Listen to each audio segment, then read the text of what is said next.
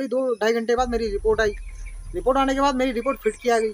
मैंने बोला बहुत अच्छी बात है, तो मैं ड्राइवर में फिट हो गया। अब मुझे थोड़ी मालूम था लेबर का मेडिकल करवा रहा है। बोला कितनी अच्छी बात है, ड्राइवर में फिट हो गया मैं।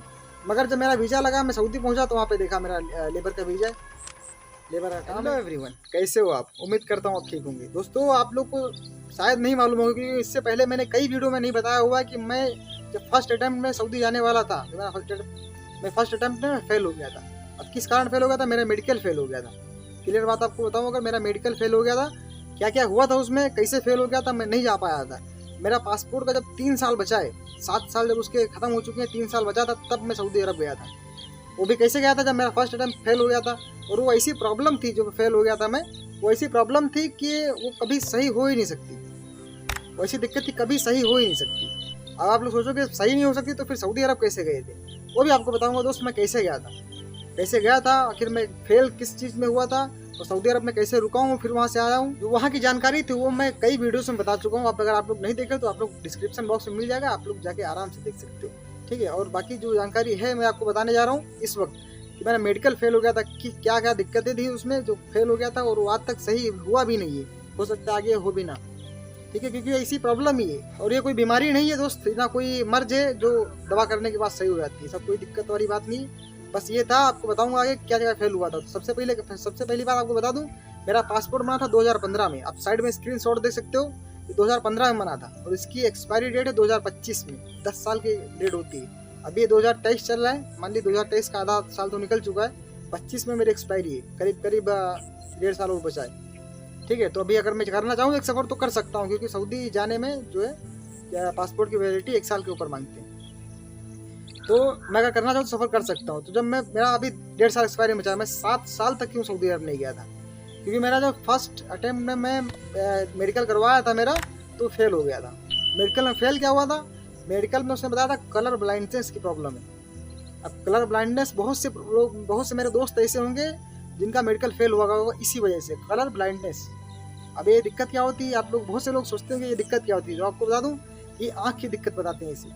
जो ड्राइविंग में स्पेशल जो ड्राइविंग में जाता है उसका टेस्ट लिया जाता है ड्राइविंग का। तो जब यहाँ पे मेडिकल होता है तो उन लोग एक बुक दिखाते हैं, आप लोग साइड में स्क्रीनशॉट देख सकते हो, ऐसी बुक दिखाते हैं कलर ब्लाइंडनेस की, ठीक है। ये कलर ब्लाइंडनेस है, आप लोग इसमें देख सकते हो, पढ़ सकते हो, समझ सकते हो कि आखिर जो इसमें मैं आपको 4-5-6 पीस दिखाया तो इसमें 6 पेज ओपन करके दिखा देता हूँ, आप लोग देख सकते हो।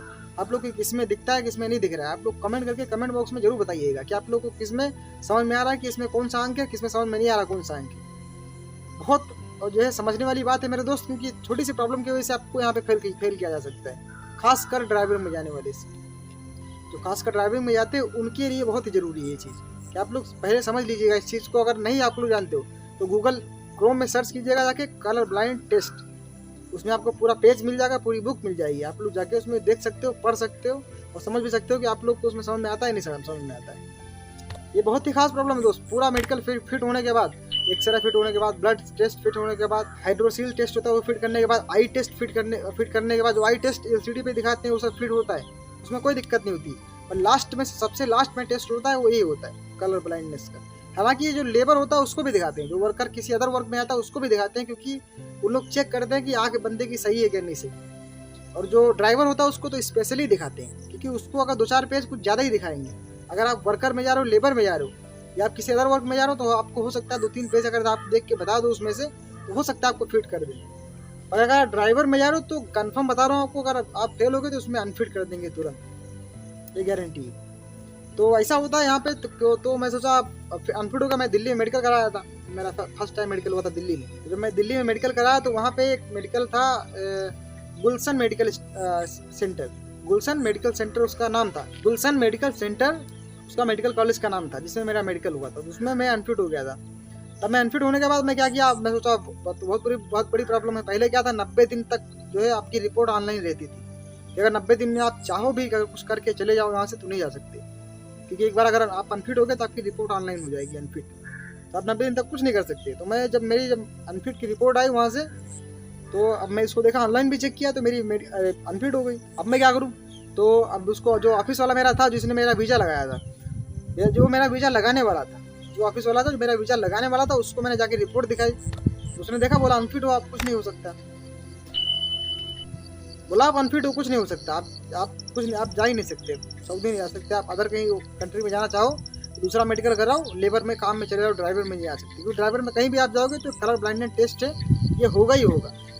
अब मैं तो बड़ी मुसीबत में फंस गया, मतलब आप क्या कर सकता हूँ। एक तो ऐसा सिस्टम था, जब मैं काफ़ी टाइम हो गया पहले, तो मैं अब इतना जानकारी भी नहीं थी, ना ही इतना कोई पहचान वाला था कि किसी से बताऊँ मैं क्या होता है, कैसे जाऊँगा, किसी दूसरे देश में चला जाऊँ।